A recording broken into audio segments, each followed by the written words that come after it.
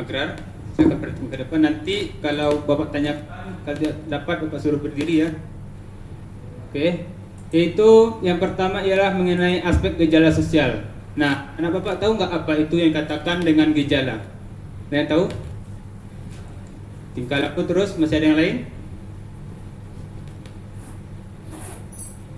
Masih ada? Nggak ada ya? Kejadian kurang tepat. Jadi terima kasih kepada si Al yang telah berani menjawab apa yang Bapak tanyakan tadi. Jadi perlu dipahami bahwa gejala sosial ini berkaitan bagaimana keadaan atau situasi yang tidak seperti biasanya. Jadi dalam hal ini perlu kita pahami bahwa gejala sosial ini merupakan tanda-tanda atau peristiwa yang tidak seperti biasanya, yang dimana ketika tanda-tanda ini terjadi maka menjadi salah satu bentuk akan terjadi permasalahan sosial di masyarakat. Nah, perlu Anda pahami bahwa gejala sosial ini akan terus terjadi dalam masyarakat, akan tetapi melihat bagaimana cara kita untuk mengatasinya sehingga gejala tersebut tidak berdampak pada permasalahan sosial. Nah, di dalam gejala sosial ini terbagi menjadi dua, yaitu dalam hal dampak dari gejala sosial tersebut. Ada yang tahu nggak apa saja dampak dari gejala sosial di dalam masyarakat? Yang tahu?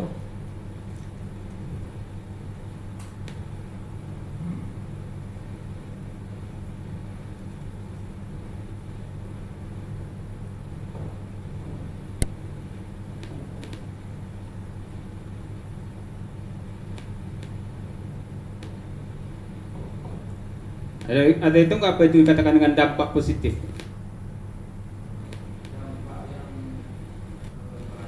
Ya, nah benar.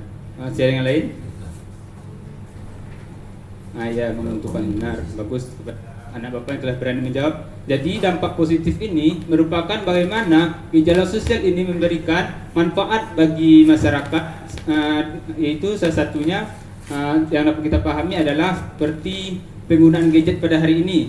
Nah, seperti kita lihat bahwa segala aspek dalam kehidupan kita telah menggunakan media teknologi. Akan tetapi ketika teknologi ini dimanfaatkan kepada hal-hal yang merupakan bentuk dari dampak positif, seperti dengan adanya gadget kita mempermudah kita untuk berkomunikasi dengan orang lain dan juga memberikan kita akses untuk mencari ilmu pengetahuan.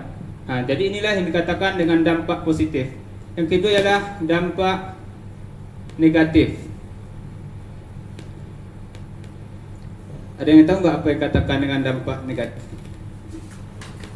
Ya, benar. Siapa namanya tadi? Siapa namanya? Iva, ya Bapak apa namanya satu-satu. Jadi dampak negatif ini seperti disampaikan oleh Sagipat tadi, yaitu dampak yang berarah ke hal-hal yang tidak baik, seperti merupakan lawan dari dampak positif. Salah satunya ya tadi seperti gadget ini. Ketika kita tidak mampu menggunakan gadget kepada hal-hal yang baik, seperti tadi ini, itu meningkatnya kasus judi online. Nah, ini merupakan salah satu dampak negatif dari gejala sosial dengan pengaruh media teknologi seperti gadget tadi, yaitu para pemuda menggunakan situs-situs yang ada di gadget ini untuk berjudi atau memasang taruhan yang tidak memberikan dampak yang baik bagi kehidupannya dan juga akan berdampak kepada masyarakat. Kemudian kita masuk kepada faktor penyebab terjadinya gejala sosial.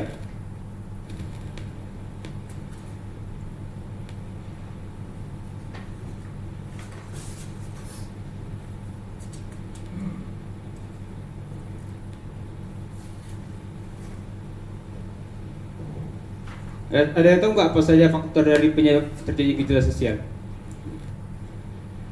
yang berkaitan dengan masyarakat? Apa saja faktornya? Ada yang tahu?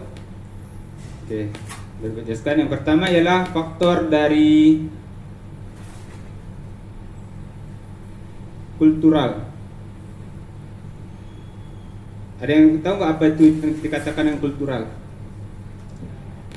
Oke, lingkungan, lihat budaya, oke, bagus. Ya, bagus.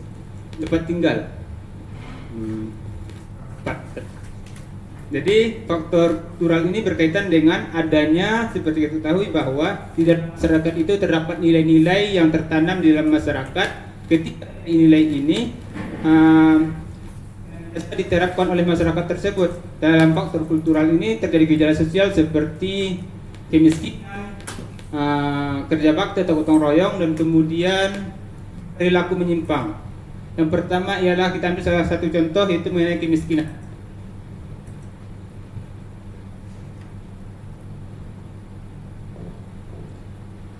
Tahu nggak apa yang menyebabkan orang miskin itu kenapa? Yang dikatakan orang yang mengalami kemiskinan itu dalam hal apa dilihat? Ya, miskin.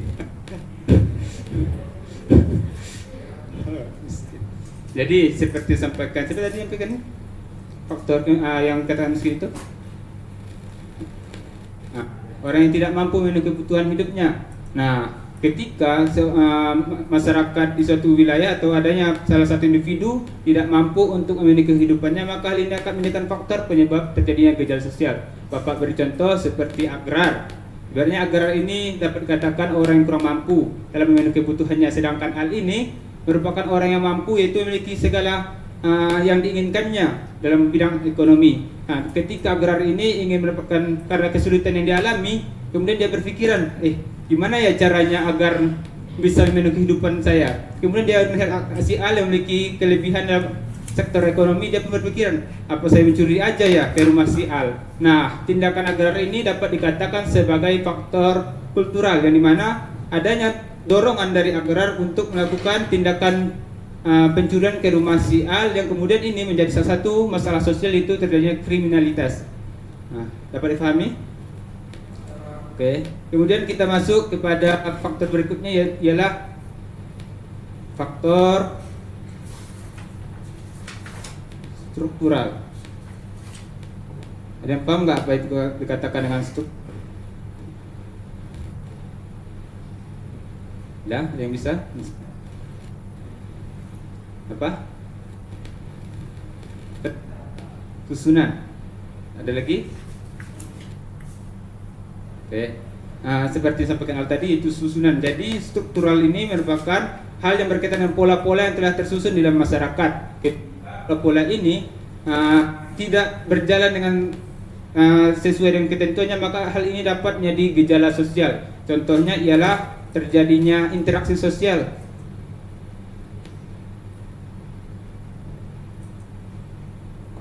Ada yang tahu nggak apa yang katakan interaksi? Apa itu interaksi? Komunikasi. Terus masih ada yang lain nggak? Hubungan timbal balik masih ada? Oke. Seperti sampaikan temannya tadi, mengenai interaksi sosial ini adalah hubungan atau terjadinya komunikasi antara individu dan sebaliknya, individu dan kelompok atau kelompok dan kelompok. Namun perlu dipahami bahwa ketika interaksi ini tidak berjalan semestinya, maka dapat menimbulkan gejala sosial. Seperti contoh, ketika ada seorang individu berinteraksi, tapi interaksi ini lebih mengarah kepada kayak membuli gitu.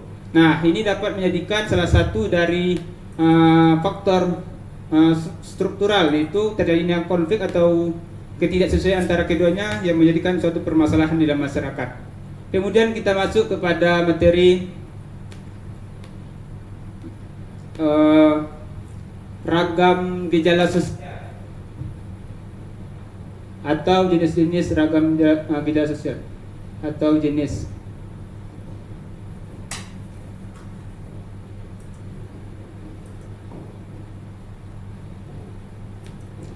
Ada yang tahu nggak apa saja jenis-jenis gejala sosial ini? Ada yang sudah materi nggak? Ada ya? Oke, yang pertama adalah ekonomi.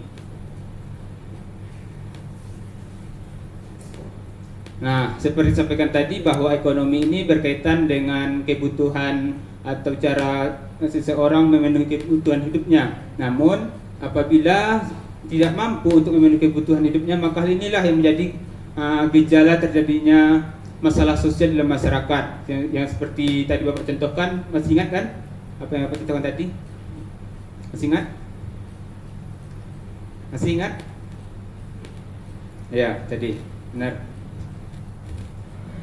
Yang kedua ialah kultural atau kebudayaan.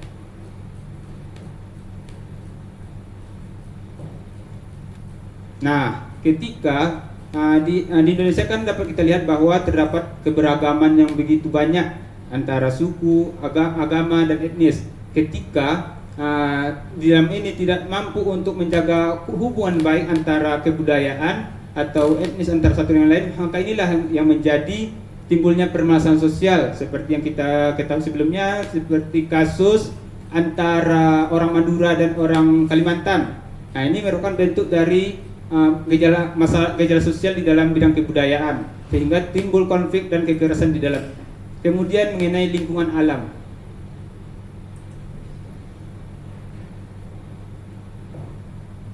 Ada yang apa itu katakan lingkungan alam?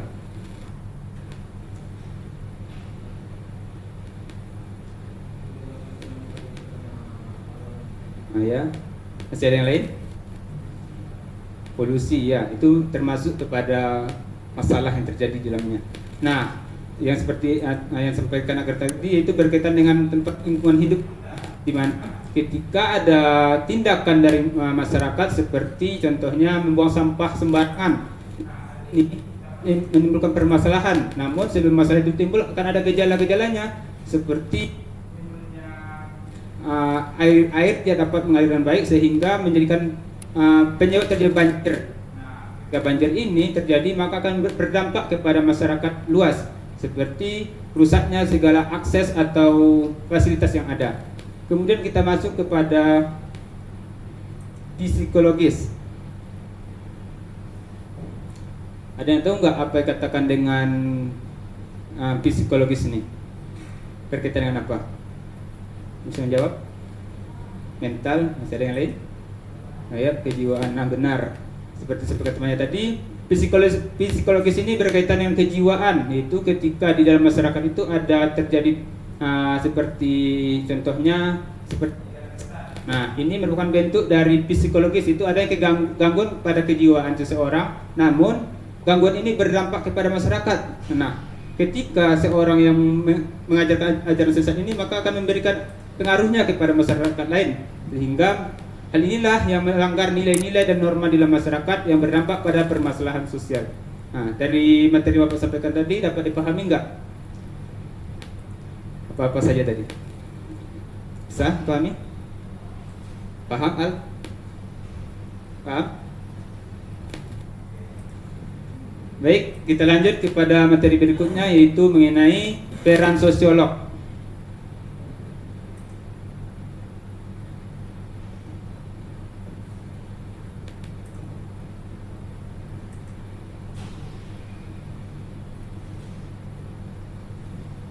Ada yang tahu nggak apa yang katakan dengan peran itu?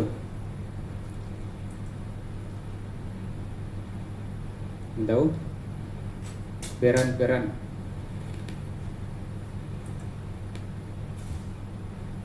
Yang tahu nggak apa katakan dengan peran? Seperti contohnya dalam film kan ada peran tuh. Apa itu peran? Acting itu kegiatannya. Yang tahu? Nah, peran ini berkaitan dengan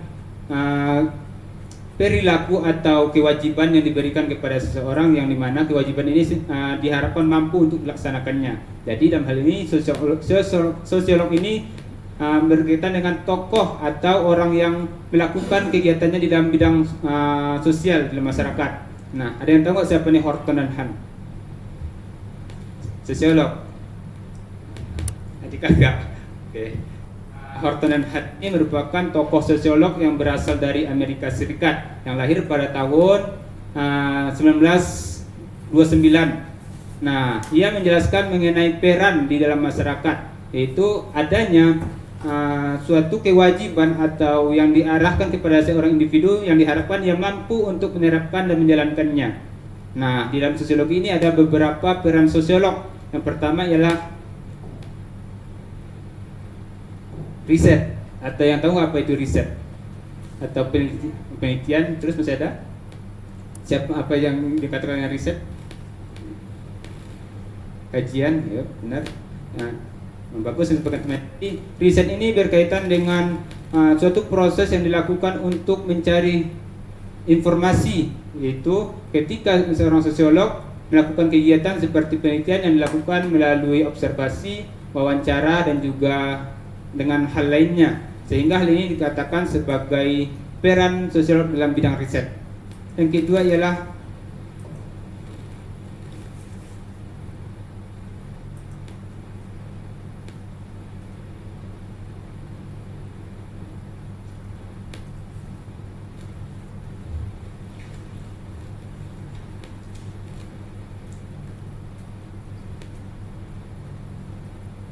konsultan kebijakan.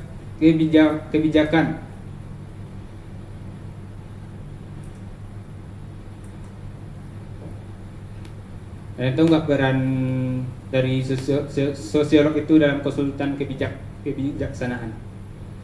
Tahu nggak? Kalian tahu ya? Jadi peran sosiolog ini dalam konsultan kebijaksanaan itu berkaitan dengan bagaimana peran dari sosiolog ini dalam memberikan pandangannya terhadap suatu kebijakan yang dijalankan di suatu masyarakat atau pemerintahan. Nah, dalam ini dapat kita kasus seperti saat ini viral ini mengenai efisiensi. Nah, dalam hal ini sosiolog berperan melihat bagaimana kebijakan ini memberikan dampak kepada masyarakat. Apakah dampaknya memberikan hal yang positif atau negatif?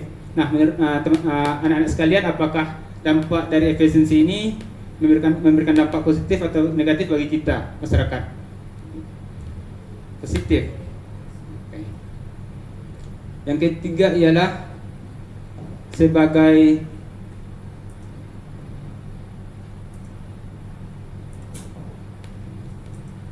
praktisi. Ada yang tahu nggak apa itu dikatakan sebagai praktisi? Apa? Simpel. Simpel. Nah, sebagai praktisi dapat dipahami sebagai peranan sosiolog itu ketika terjadi permasalahan akibat yang tadi konsultan kebijaksanaan ini tidak ada peran sosiolog di dalamnya, sehingga muncul permasalahan di dalam masyarakat. Maka sosiolog berperan untuk bagaimana cara yang tepat untuk mengatasinya, sehingga masalah ini tidak menimbulkan dampak yang lebih besar di dalam masyarakat. Kemudian peran sosiolog ialah sebagai pendidik atau guru. Nah, sosiolog juga berperan dalam bidang pendidik atau guru, yaitu sosiolog di sini ialah menyampaikan ilmu dan pengetahuan mengenai apa itu yang dikatakan sosiologi dan bagaimana pemanfaatannya di dalam masyarakat. Nah, mungkin mengenai gejala sosial ini saja materinya. Kemudian kita masuk kepada manfaat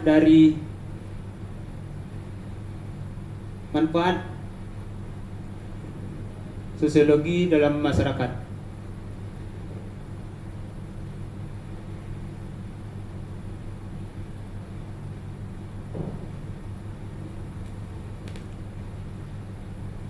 Yang pertama ialah perencanaan sosial.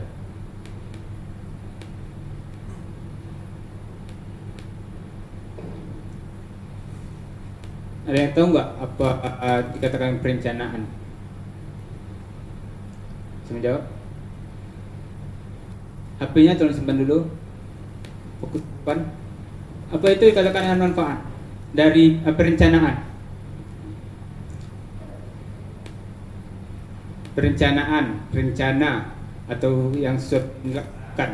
Nah, sosiologi dan perencanaan itu bagaimana ketika ada rencana maka harus ada peran sosiologi di dalamnya, yaitu melihat apakah rencana ini sesuai dengan kebutuhan di dalam masyarakat sehingga memberikan dampak yang baik kepada masyarakat.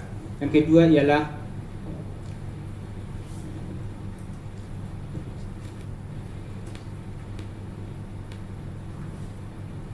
pembangunan sosial. Ada yang tahu nggak apa dikatakan dengan pembangunan? Yang tahu? Rumah. Itu hasilnya hasil pembangunan rumah. Nah, jadi pembangunan ini berkaitan dengan proses perubahan dari sebelumnya, Nah, jadi ketika ingin melakukan suatu perubahan di dalam masyarakat, maka perlu untuk melihat apa saja aspek-aspek yang perlu diperhatikan seperti kebutuhan dari masyarakat tersebut, sehingga pembangunan yang dilakukan ini tidak malah memberikan dampak yang tidak baik kepada masyarakat. Nah, contohnya manfaat sosiologi dalam pembangunan ini seperti pembangunan jalan tol yang sekarang lagi proses. Nah, dalam hal ini perlu melihat apakah pembangunan jalan tersebut memberikan dampak atau manfaat kepada masyarakat atau menimbulkan permasalahan bagi masyarakat. Kemudian kita masuk ke masalah.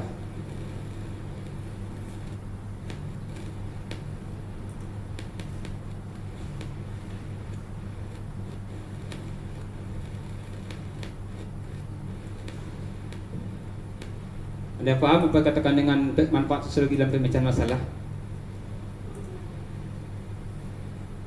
Yang paham nggak? Ada yang mengerti apa katakan pengertian dari pemecahan masalah? Penyelesaian masalah yang benar. Jadi pemecahan masalah di sini ialah bagaimana manfaat sosiologi melihat secara permasalahan, secara faktual di dalam masyarakat, bagaimana langkah-langkah yang tepat untuk menyelesaikan masalah yang terjadi di dalam masyarakat ini, sehingga tidak terjadi permasalahan yang berkelanjutan. Maka perlu sosiologi di dalamnya, yaitu dalam menyelesaikan masalah yang terjadi di dalam masyarakat.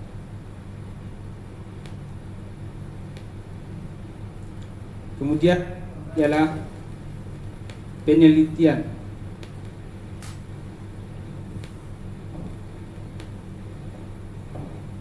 Nah, seperti disampaikan sebelumnya, yaitu penelitian ini dapat juga dipahami sebagai riset, yaitu di dalamnya sosiologi memiliki manfaat, yaitu melihat apakah apa saja permasalahan di dalam masyarakat sehingga melakukan penelitian atau mencari informasi sehingga dapat menentukan langkah yang tepat untuk menyelesaikan masalah-masalah yang ada dalam masyarakat. Dari materi yang Bapak sampaikan ini, ada yang kurang paham? Yang kurang paham? Silakan bertanya. Kalau tidak, Bapak yang bertanya.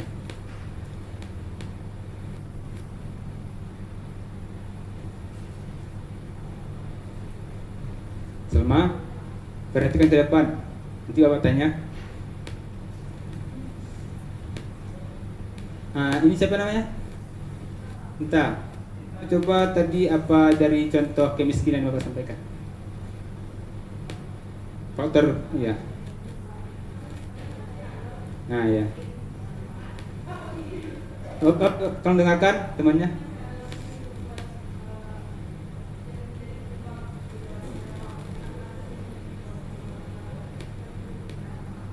Pencurian, ya. Oke.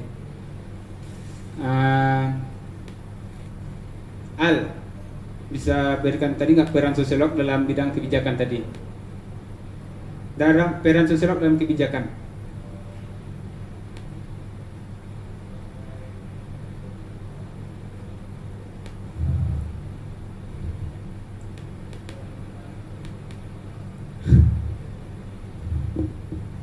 Kurang tepat. Yang disampaikan Al tadi mengenai pendidik ini.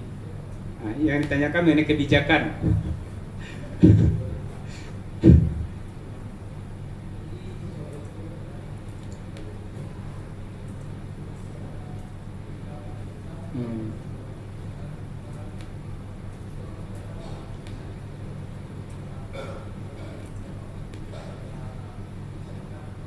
Iya, benar. Kasih aplaus kepada teman yang telah menjawab tadi. Untuk memberikan pemahaman lanjut kepada anak-anak sekalian, Bapak ada kuis kepada anak-anak sekalian. Ini Bapak kirim ke link grup.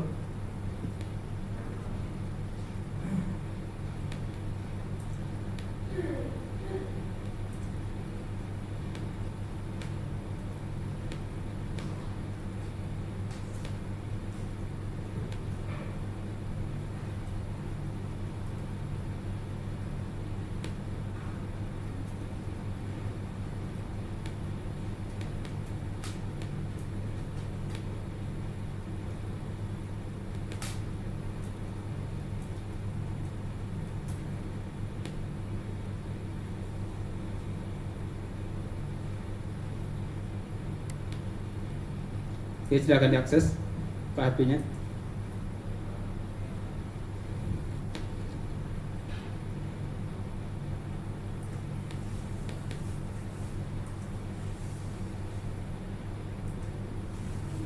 Bisa diakses enggak?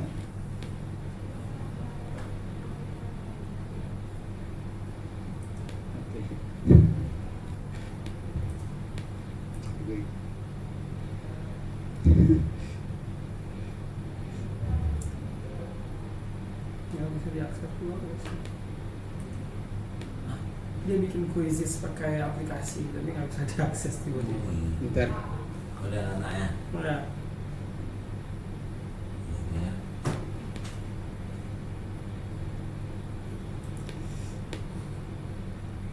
Aplikasi tidak bisa di. Mungkin aplikasinya bermasalah. Makan. Nanti Bapak kirim setelah pembelajaran selesai, nanti dijadikan sebagai tugas di rumah. Iya. Oke. Nah, ada yang bisa nggak menyimpulkan dari materi yang Bapak sampaikan tadi? Yang bisa nggak? Secara ringkas saja. Bisa?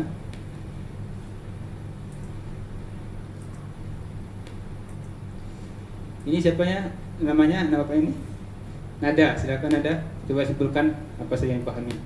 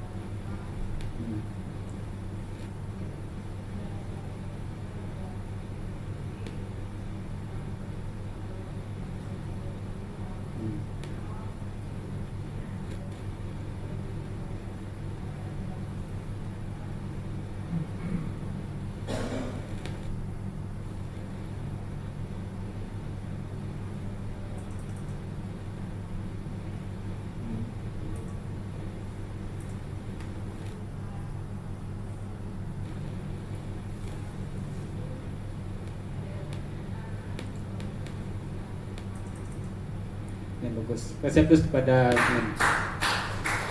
Nah, jadi pada hari ini mungkin materi kita cukup sampai di sini. Jadi dapat disimpulkan bahwa ada 3 topik yang kita bahas pada hari ini. Yang pertama ialah mengenai gejala sosial. Nah, seperti yang Bapak sampaikan tadi, gejala ini berkaitan dengan tanda-tanda atau peristiwa tidak seperti biasanya. Ketika tanda-tanda ini muncul, maka akan timbul permasalahan di dalam masyarakat. Adalah mengenai dampak dari gejala sosial. Dampak ini dapat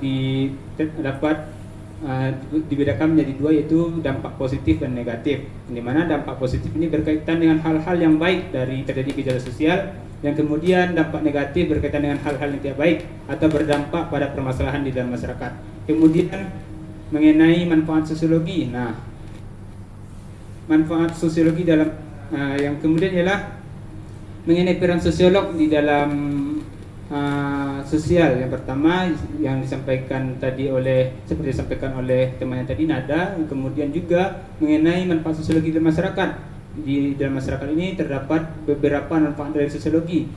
Yang pertama ialah perencanaan sosial, yaitu berkaitan dengan suatu keinginan yang ingin dilaksanakan dengan memperhatikan aspek-aspek masyarakat di dalamnya. Yang kedua ialah pembangunan sosial, yaitu melakukan suatu perubahan, namun perlu untuk melihat apakah perubahan ini berdampak pada hal yang memberikan dampak positif atau negatif kepada masyarakat. Yang ketiga ialah pemecahan masalah, yaitu bagaimana peran sosiologi untuk menyelesaikan masalah dalam masyarakat yang timbul akibat adanya kesenjangan atau tidak sesuai dengan keinginan masyarakat.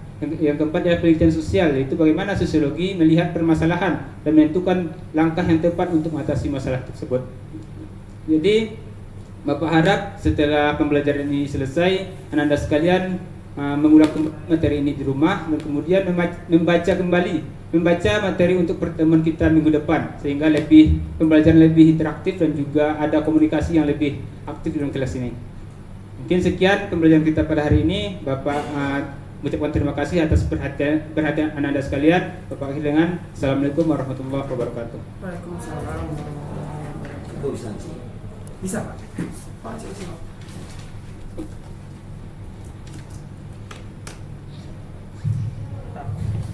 Oke, untuk Zikri Budiman bisa didengar? Sabar. Pertama ya, perbaiki. Kalau ada anak yang telat tuh Anda tanya ya. Jadi kalau artinya kelas kita itu punya norma katanya. Kenapa kamu telat? Anda biarkan aja orang masuk ya. Nanti sampai Anda mengajar di masa depan itu lalu lalang anak itu ya ditegur ya. Ya Pak. Kemudian gejala itu apa? Kalau nak duduk dari awalnya kacau sampai akhirnya. Gejala itu apa? Gejala. Tanda-tanda atau peristiwa yang tidak seperti biasanya Pak. Berarti gejala adalah tanda. Yang bahasa yang paling populer itu Fenomena sosial. itu yang fenomena sosial ya. Jadi tanda-tanda baru. Kita tidak bisa mengatakan bahwa WP ini ladangnya para LGBT, tidak bisa ya. Tapi tanda-tandanya ada saja, bisa saja terjadi ya. Kalau ada tandanya sangat sedikit. Nah, dia kan baru tanda-tanda. Ya. Anda harus bermain di tanda-tanda tadi ya. Kemudian ya bagus, papan tulis sudah dibagi 3, tapi makin pembagiannya tidak pas. Apa itu? Di bagian yang ketiganya terlalu kecil, Pak. Bagi 3 aja langsung, buat garis 3 ya, tapi Anda terlalu membesar ke kiri ya. Ya Pak. Kemudian aplikasi tidak bisa dipakai. Uji coba aplikasi itu di rumah sama teman dulu. Ya. Tidak boleh guru menyimpulkan. Yang menyimpulkan itu siapa? Siswa. Nah, Anda kecelakaan namanya ini, guru yang menyimpulkannya. Gimana tadi kecelakaannya? Yang menyimpulkan itu siswanya Zikri. Tapi lumayan lah, Zikri sudah bagus ya penguasaan materinya. Saya Bapak lihat itu betul Anda pelajari ya. Kemudian siswanya harus lebih heboh nih. Kalau ini enak sekali jadi guru nih ya. Siswanya ada tertib, akibatnya gurunya yang terbunuh nih. Akibatnya di SMP itu nggak ada siswa kayak gini, SMA itu heboh. Bapak kan orang IPS nih, total ya. Nah ada 2 kelas Bapak IPS dulu, nah ada teman Bapak tuh yang, nah ada kelas tuh yang diem, heboh terus, gaduh, guru-guru dan galaan ya. Dimanapun IPS tuh kelasnya heboh, yang ini anak IPA semua dulu ya, mantan anak IPA nih ya. Nggak ada yang centil, nggak ada yang jangan bersepakat dengan teman ya, kalau itu kacau dan nanti berhenti jadi bicara itu. Kita adem-adem aja ya, jangan gitu. Kalau itu terjadi parah nanti Anda akan menghadapi realitas yang sebenarnya. Ini kan realitas sandiwara nih. Ciptakanlah realitas sebenarnya, anaknya main HP, anaknya apa, Anda main negur, itu mengelola kelas namanya itu. Oke, sebenarnya masih ceramah dan rencana kuis bro ya. Untuk pertemuan kedua nanti lebih tambahkan lagi apanya ya, variasi metodenya ya. Tugas minggu depan ada tadi tindak lanjut. Ada ya, hal-hal kayak itu jangan apa kan, lupa memberi motivasi, berdoa ada tadi. Berdoa ada kan? Ada ya. Saya kan tidak bisa melihat juga 100% nih, karena Bapak Anda masuk tadi Pak Jun konsultasi pula ya, lupa 14 ya. Itu aja lah. Makasih seterusnya pada Pak Ika, kalau ada yang mau ditambahkan Pak, sudut pandangnya beda ya.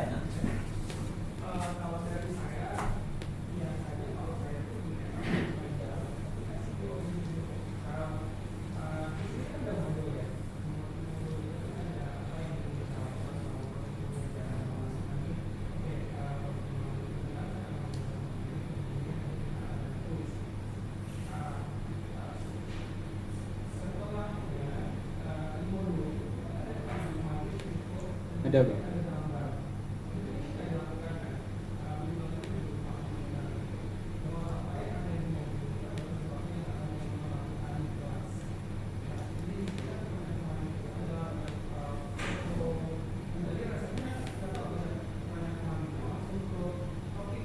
Ya.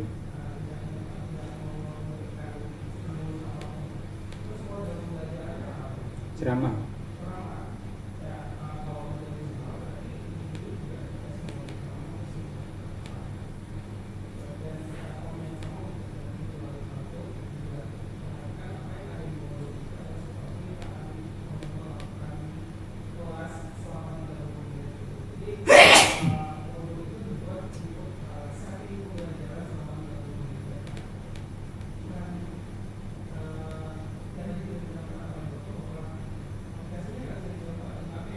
bisa.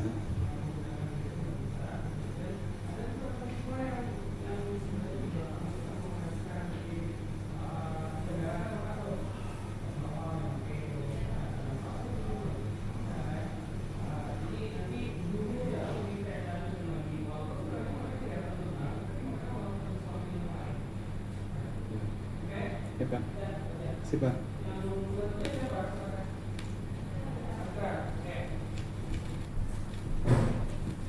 Keras, ambil enggak?